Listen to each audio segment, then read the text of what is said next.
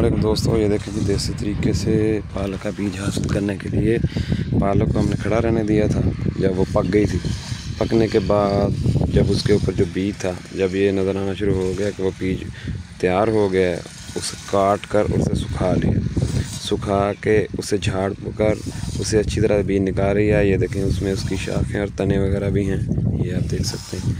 अभी इसको धूप में रखा हुआ ताकि इसे नमी अच्छी तरह ख़त्म हो जाए, क्योंकि आगे सावन भादों का मौसम आ रहा है, जुलाई अगस्त में। तो बारिशों के सीज़न में अगर ये बीज धूप इसको ना लगवाई जाए तो अंगूरी में आ जाता है, हल्का सा उग आता है, तो उससे ख़राब हो जाता है। इससे जो है ना, वो इस तरह के बोरे में या शापर में नहीं डाल के रखना, क्योंकि इसकी हीट होती है, ख़राब हो जाता है। इसे कपड़े के बने हुए थैली में डाल के रखना है ताकि ये सही रहे।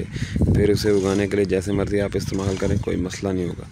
ये देख सकते हैं जी, माशाल्लाह बेहतरीन मोटा और अच्छा बीज है। आप इस तरह तैयार कर सकते हैं। अगर आपके पास भी पालक हो, जहाँ भी लगाई हो, उसे खड़ा रहने दें। जब आप उसकी बर्दाश्त कर लें, यानी इसे काट के इस्तेमाल कर लें, तो उसके बाद जनाब इसको इस तरह से उसके ऊपर बीज आ जाएंगे, उसे खड़ा रहने दें। उसके बाद जब बीज आपको लगे कि पक गया है, पौधा सूख रहा है, तो काट के रख लें। उसके बाद झाड़ के उसे धूप लगा के कपड़े की थैली में डाल के रख लें, तो आपका अपना बीज घर का तैयार हो जाएगा। शुक्रिया।